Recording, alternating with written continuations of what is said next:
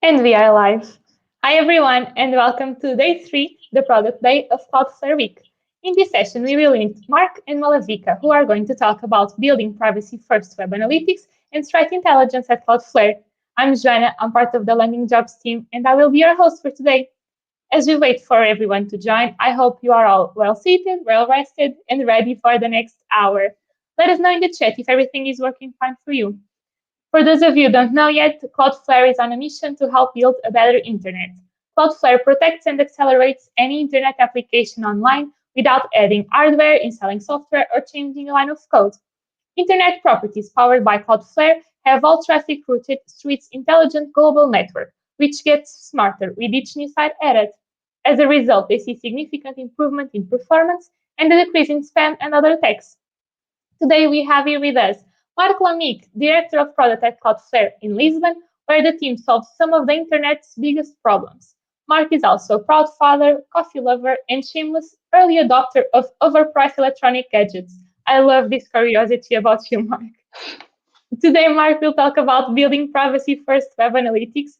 Most websites use analytic products to track their visitors, and most of those products require cookies or fingerprinting to work. At Cloudflare, they build a privacy-first web analytics product and are working on making it better and better. In this talk, you will learn about their approach on building this product and the unique challenges. And we also have with us Malavika Tadeusz, Product Manager for Threat Intelligence at Cloudflare in London. She's passionate about cybersecurity, data science, and innovation. In her talk, Malavika will give us an overview of Cloudflare's threat intelligence team and capabilities, and we will deep dive into Cloudflare's phishing detection work, where they use Cloudflare's unique data to identify emerging phishing campaigns. For the ones that just joined, welcome. I'm Joanna, I'm part of the Landing.Jobs team, and I will be your host for today. We are here with Mark and Malavika from Cloudflare. We are about to start the two presentations. After each presentation, we will have a Q&A moment. So if you have any questions throughout the session, please feel free to do the questions in the Ask a Question button you find in the bottom right of Crowdcast, and we will answer them after each session. Also, during the presentations, feel free to leave some comments on the chat, and we will keep an eye on them. I think I did my introduction. Mark, I hope you're ready. Thank you so much for being here with us today. The stage is now yours. Thank you, Joanna. Let me quickly try and share the screen.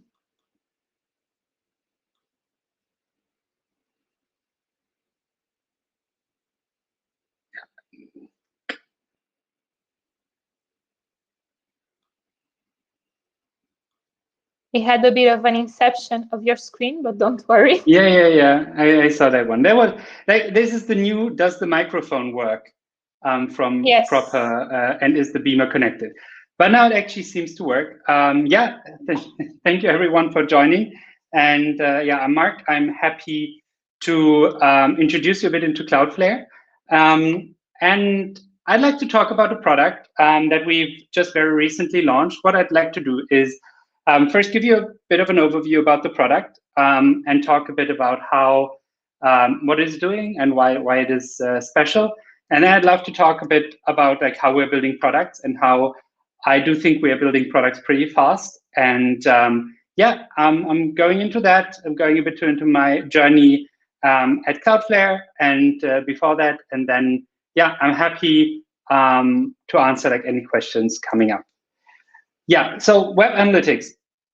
What actually, where does it come from? So we thought about how does like traditional analytics work, like Google Analytics, which is most probably the most common one. And we're seeing, okay, Google Analytics is great. It has a ton of functionality, but it's like super intrusive for the customer. And it's also has like some bigger disadvantages, especially in Europe. You always get a nice cookie banner as soon as you have Google Analytics installed. And it's like a lot more users are really cautious when it comes to the cookies that they're using and also like the tracking going deep into their privacy. So we really thought about, okay, how can we build a tracking service or like an analytics service that's actually not doing this, but still adds like a lot of, provides a lot of information to website owners.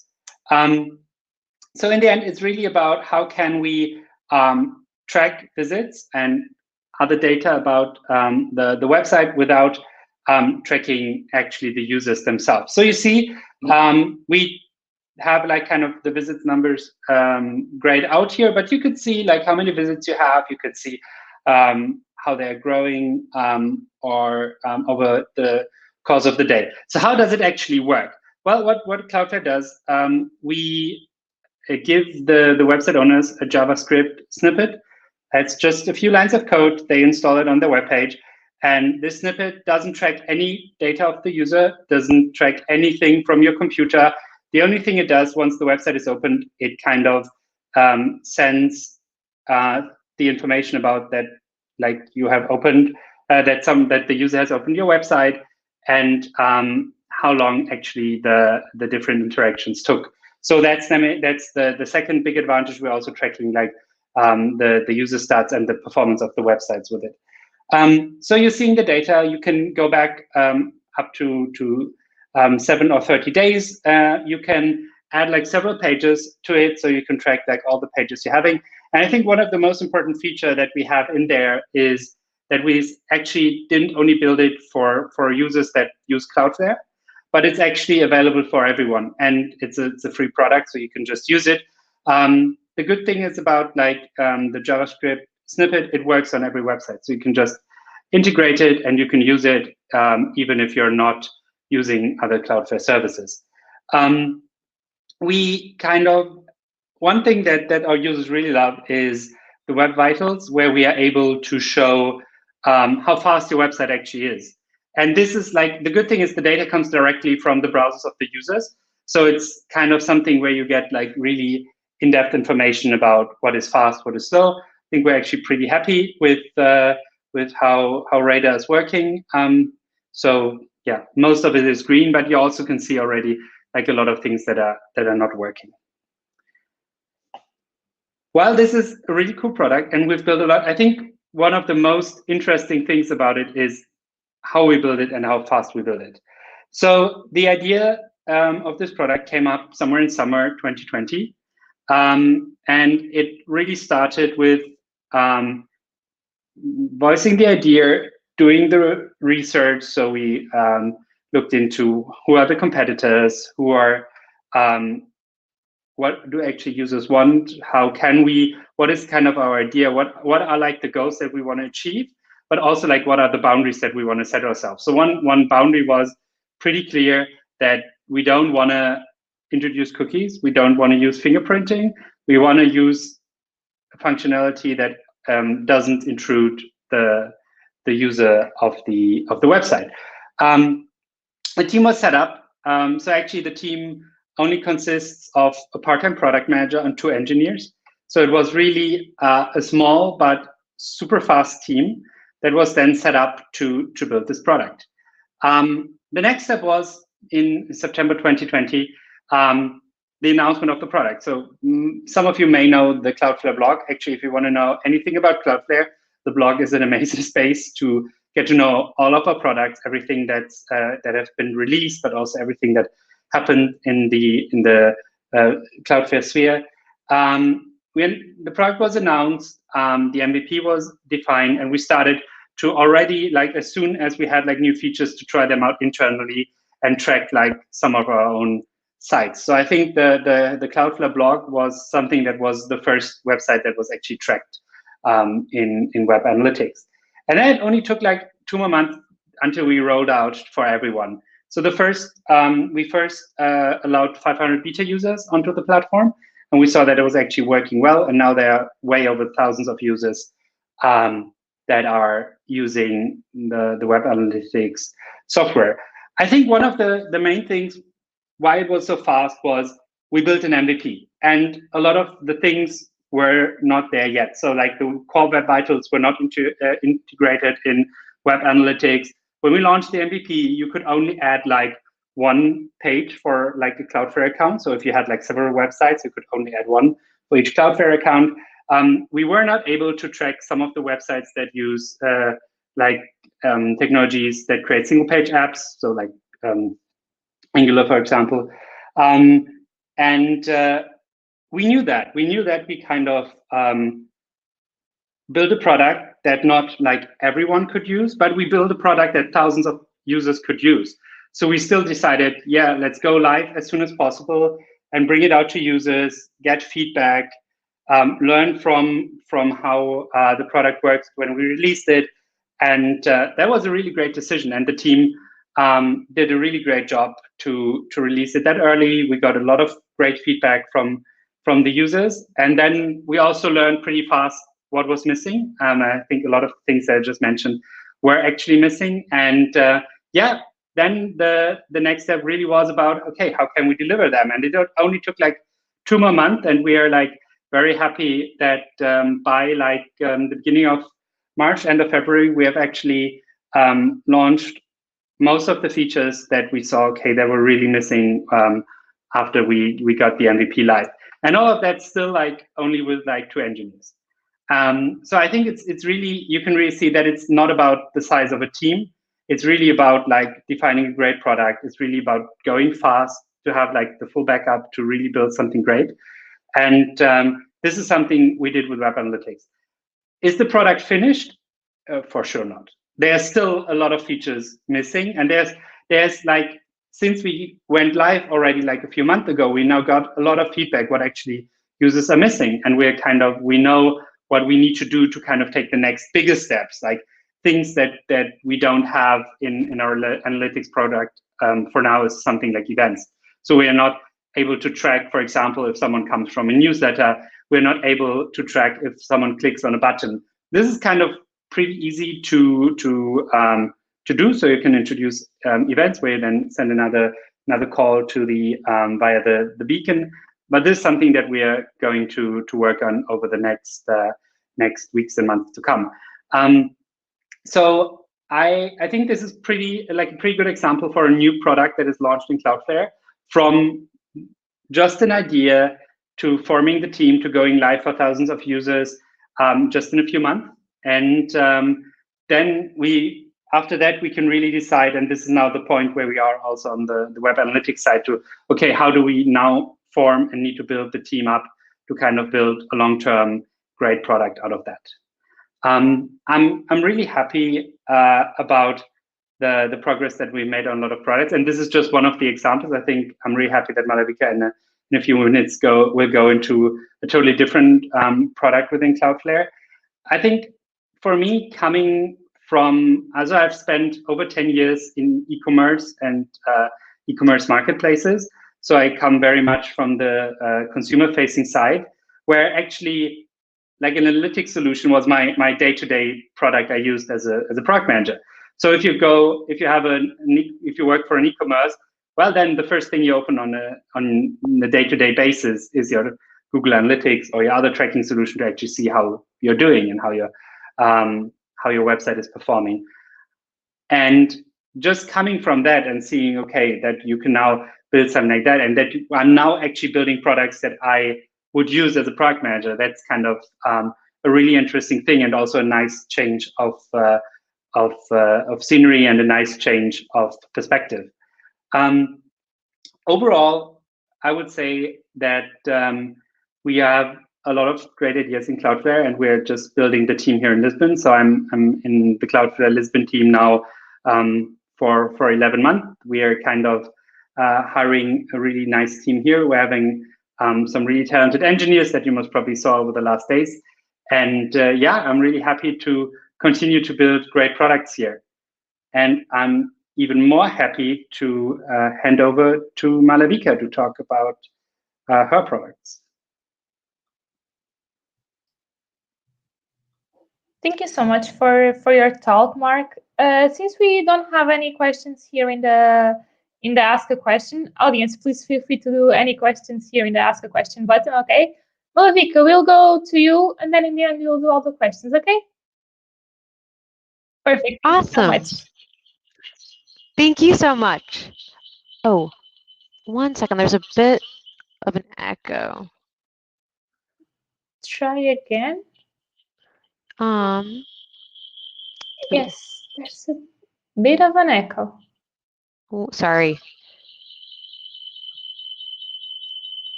Don't worry. We will wait a bit for a minute.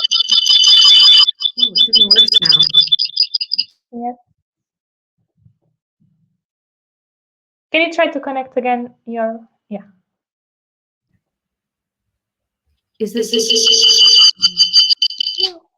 Weird. In the setup session, everything was going smoothly.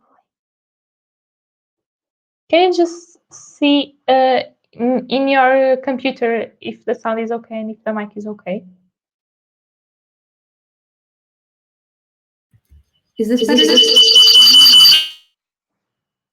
I'm sorry to the audience, we are having a bit of a technical issue. Part of online events.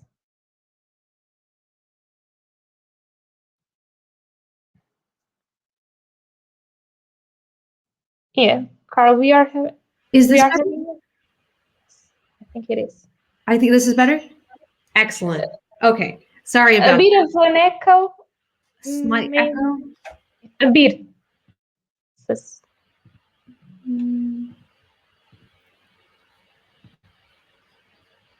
Can you just say something? So Is this okay?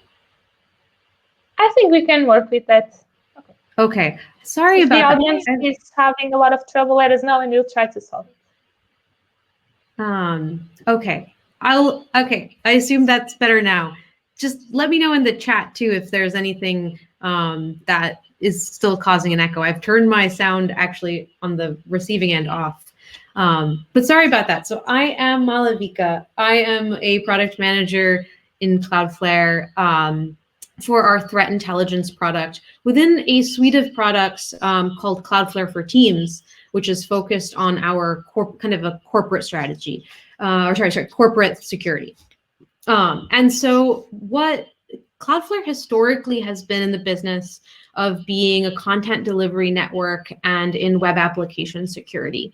And so what that means is we've largely been focused on a customer base who are people who make websites or who are interested in securing websites. And we've built this big network to then help make websites performant and secure. And about a few years ago, we launched a suite of products called Cloudflare for Teams. And with Cloudflare for Teams, we wanted to take this big network that we had built and then use it to actually not just protect websites, but now as the world is moving towards cloud computing, actually protect corporate networks as well. And so with Cloudflare for Teams, we launched new products such as Cloudflare Access, which is a zero trust access product, which allows our customers to replace their VPNs with actually something that makes it really easy to access a corporate application just in your web browser. We also launched Cloudflare Gateway, which is the product that I'm kind of closely focused on, which is a secure web gateway. I think a lot of people might have used a DNS filtering product. So when you type in www.cloudflare.com, a DNS resolver is sort of the phone book of the internet, and it'll look up the IP address behind cloudflare.com, and then you'll then be sent to the correct web server that's hosting that content. Now with DNS filtering, you might end up typing in maybe, let's say, malwaredistributionpoint.com, and it turns out to be a malware site or a phishing site. And with something like DNS filtering, we can protect your users. And so to prevent people from visiting either malicious content like malware and phishing, to prevent people from, particularly on corporate devices, visiting things like pornography, you would then use DNS filtering to kind of control what is used on a corporate network. And so the threat intelligence kind of that goes behind identifying what's a security threat and what we should block, that is what I am responsible for. So that's our threat intelligence product. And it really is leveraging all of the information and data, which Cloudflare has a lot of data about the internet. And so within our team, we're sort of thinking about how can we leverage really this broad base of data that Cloudflare has, and very unique set of data that Cloudflare has, to really disrupt the industry and change the way that companies think about security and threat intelligence.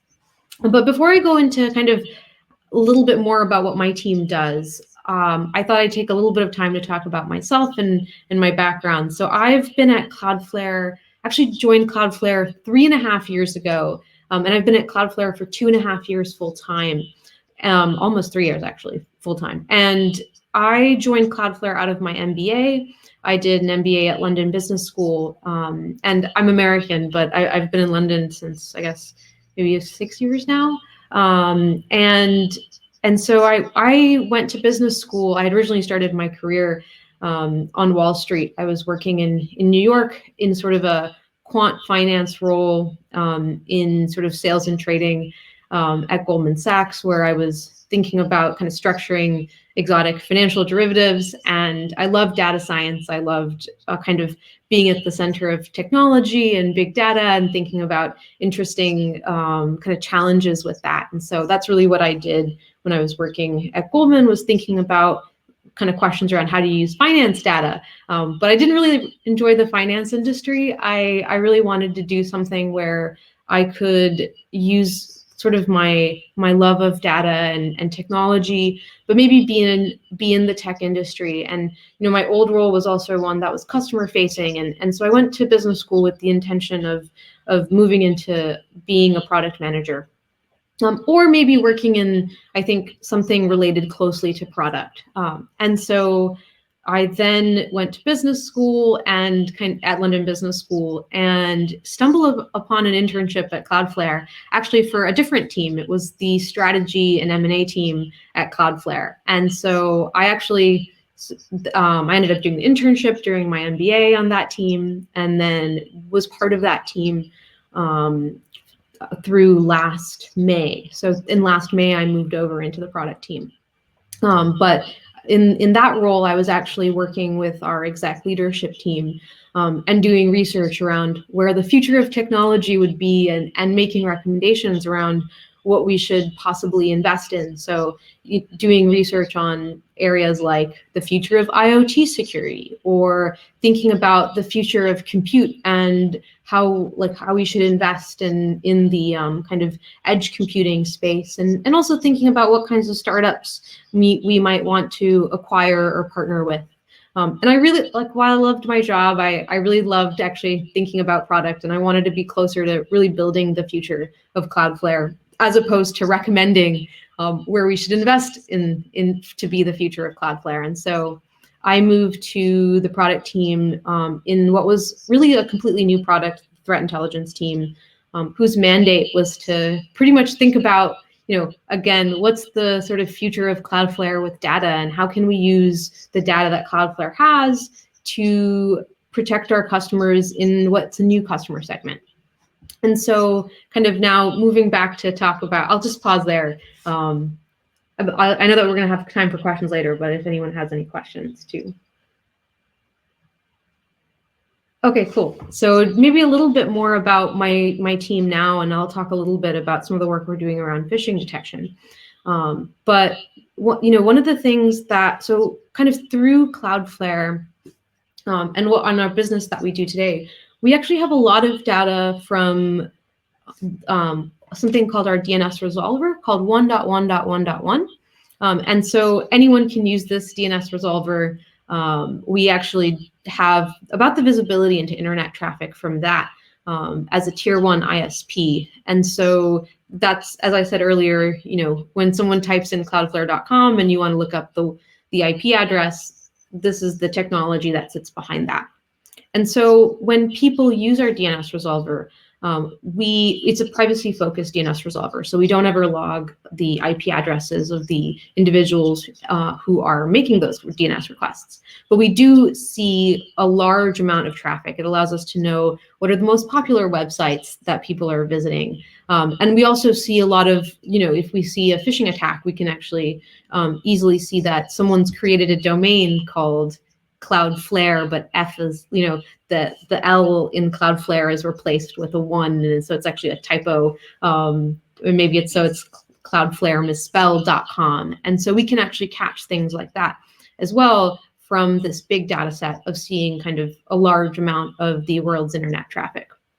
And so what we've built in our phishing detection work is to effectively ingest all of the data that we see from our DNS resolver, also ingest what are called zone files. So if you go and make a website called malavikatadeusz.com, there's like the registry for the .com TLD, maintains like daily lists of all the new domains that people have registered. So we ingest that data as well, and we have this big database of all of the new domains that are being created on a daily basis. We then use a combination of we've developed several different algorithms that review these domain names to then find what might be potential phishing attacks. And so we have a handful of commonly targeted brands like our brand Cloudflare or Netflix or PayPal. I'm sure many people have received phishing text messages and emails before, pretending to be maybe your tax account or your Netflix account and are asking to get your login information. And so we look for domains that might be impersonating those domains, using a combination of, I guess, some more kind of just fuzzy string matching, like if you're familiar with the Landing.Jobs edit distance, allows you to calculate kind of the difference between two strings. So we use that, which works really well on really long brand names, like the bank Credit Agricole is a very long string and quite unique. But then for short strings like PayPal, you can't really search for PayPal. You'll end up with way too many domains. And so we have a machine learning model that does a bit of analysis to then find, domain names like PayPal help some string of numbers .com. And then we flag all of that. And then we then end up blocking it in Cloudflare Gateway. I think where the team is now going is we're just kind of continuing to build on the phishing detection models that we've got. And so we're able to kind of combine some of our other technologies, like browser isolation, which allows you to actually effectively run a sandbox on someone's computer. So that way, no longer are you actually visiting a malware distribution site, but now you might be typing in this website and we're actually just rendering an image of this website. So no malware can be downloaded on your computer. We're starting to kind of leverage some of this technology as well to effectively run headless browsers to then see if we can go and find phishing attacks and also identify them using computer vision. And so that's kind of the future of our team. And as we think about what we build, a lot of my job is speaking to customers, and customers being security teams and security analysts, and understanding some of the challenges that they face and some of the threats that they're facing. And I think, as you may have read in the news, phishing is a huge problem. I don't know if you remember the big Twitter attack that happened recently where people were calling Twitter employees and asking to kind of for their login details for the corporate internal systems accounts. And this is really a serious threat that is facing customers. And so being able to help customers quickly identify phishing attacks, and then also being able to quickly roll that out into their existing security solutions like DNS filtering can really help them mitigate that kind of an attack. And so, yeah.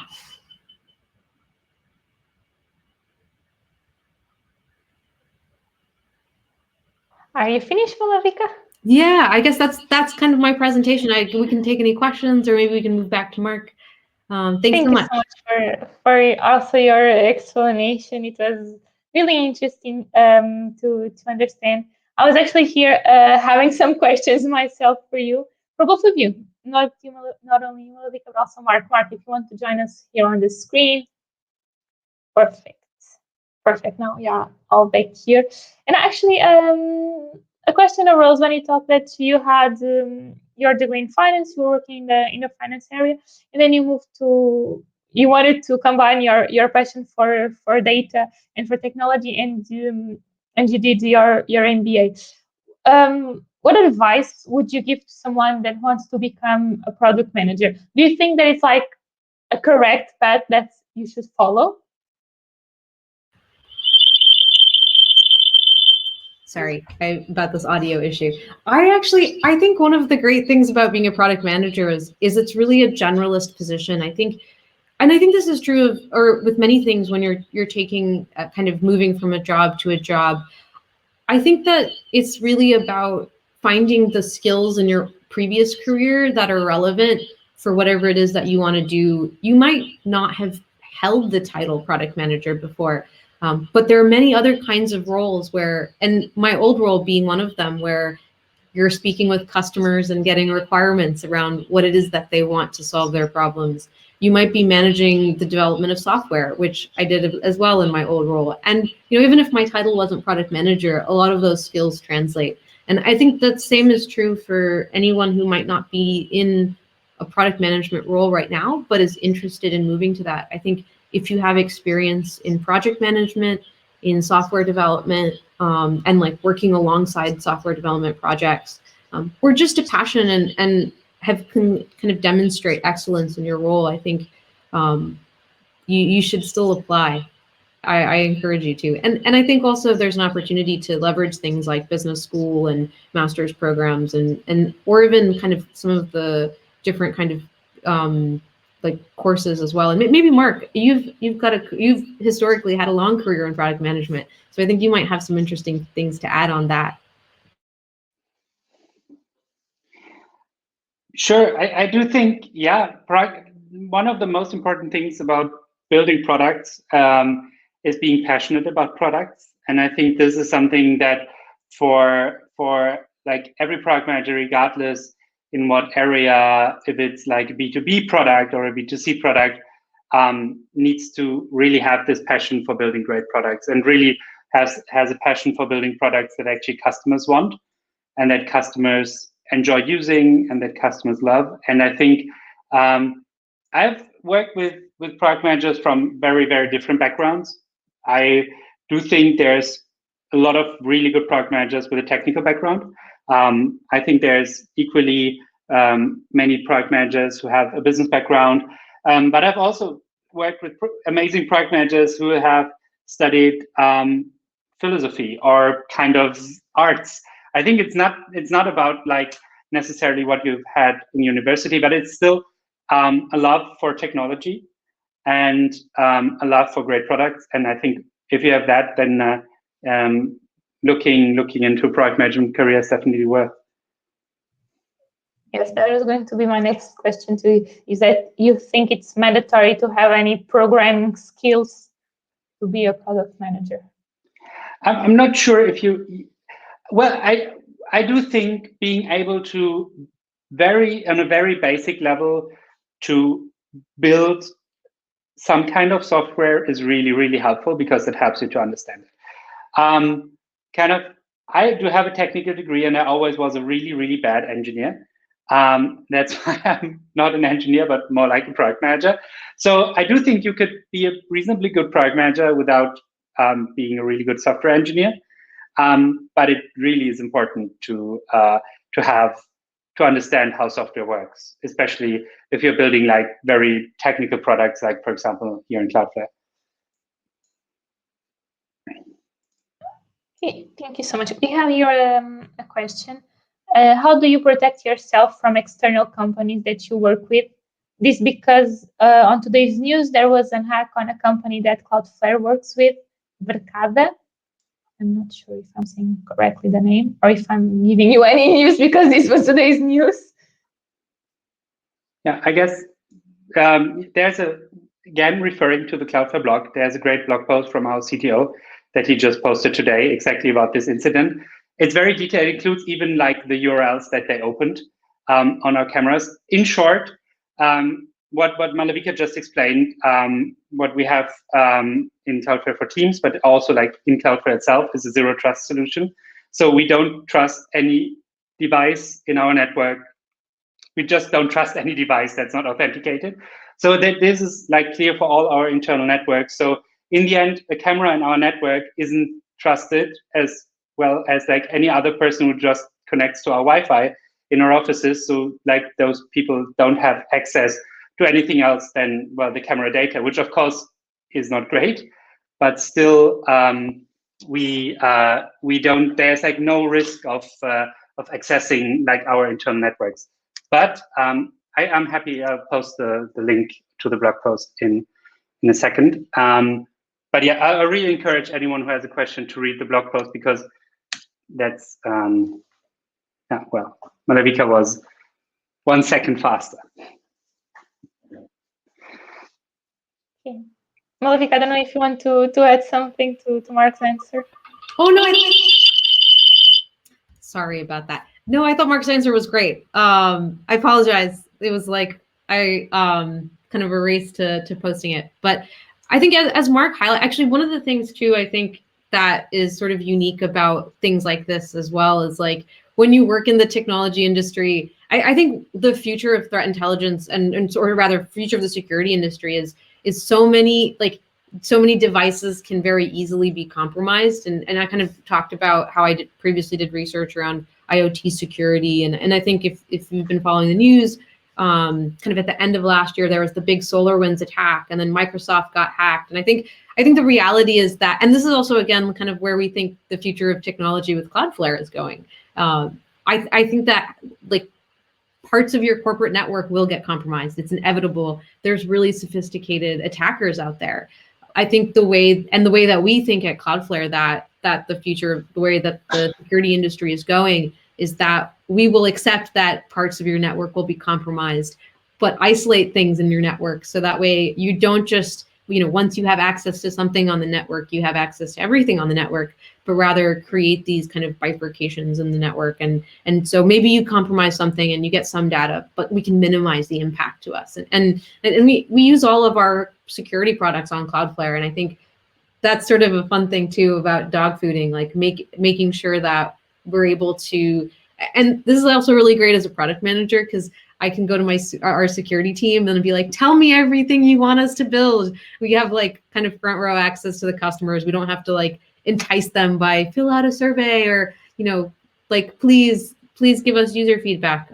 It's something that they're kind of willing to do. They want us to build features for them and then they'll use it to protect Cloudflare. So yeah, I think it's kind of where the future of the security industry is. Yeah, my next question for you would be, where do you see Cloudflare in a couple of years?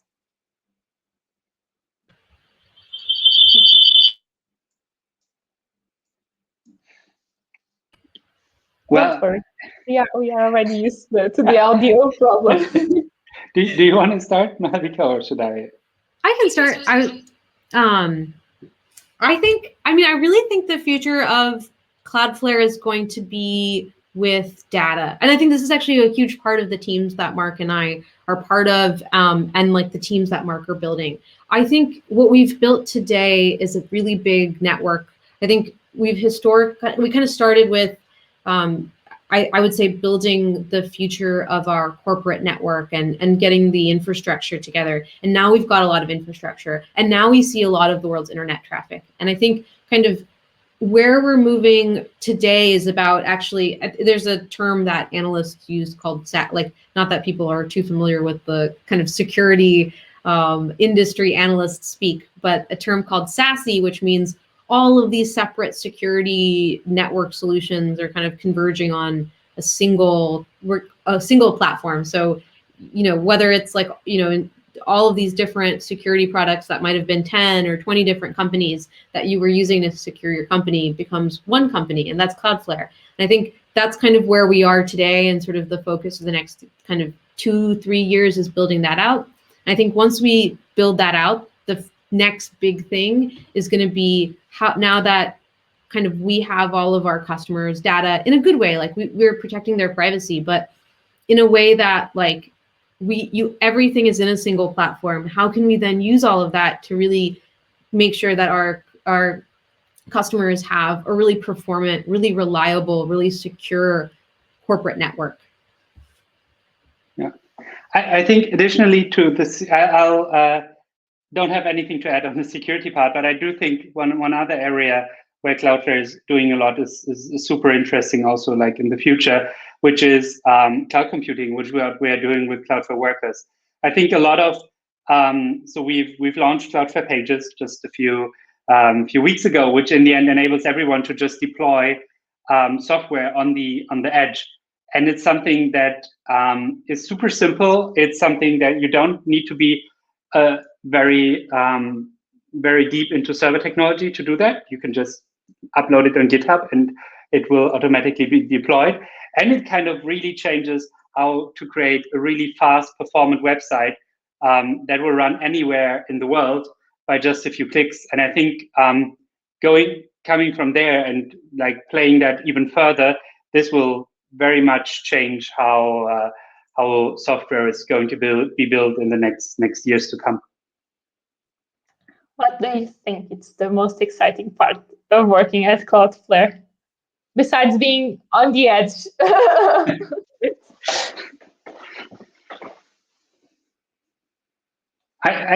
I think it's several things.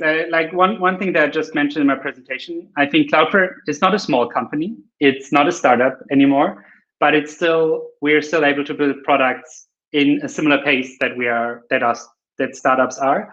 And I think this is really cool for a product manager to be actually able to build and launch products in such a pace, because that really enables you to be a successful product manager and build a lot of great products.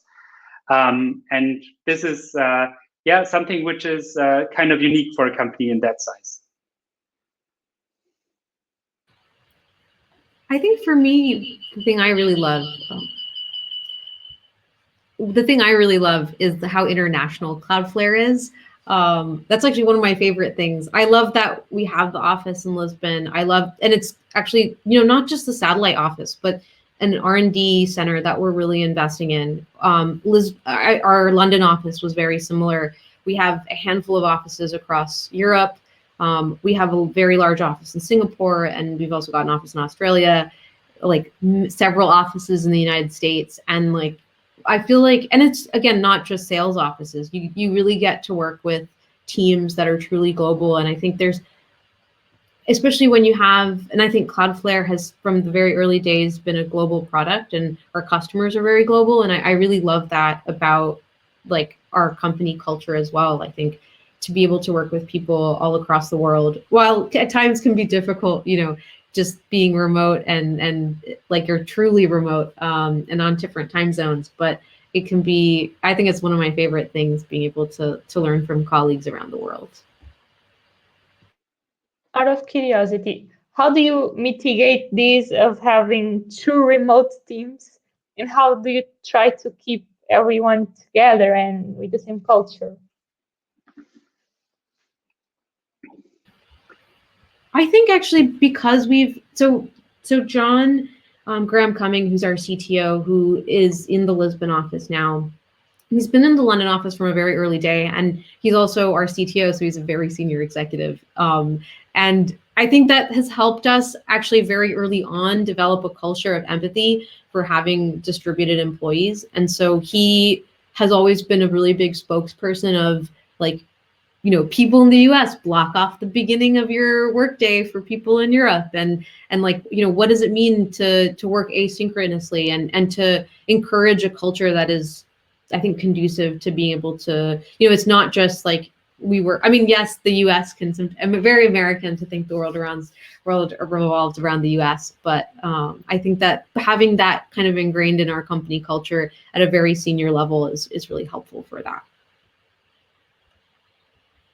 Yeah, I do think for me, it's even a bit more a different situation. I joined Cloudflare remotely. I've never worked from a Cloudflare office, and my team is spread all over the world. So I have product managers in the US, but also like my engineering teams a lot of them are sitting in Europe. So it's kind of, it's an interesting setup, and I just think it's something that we're getting more used to.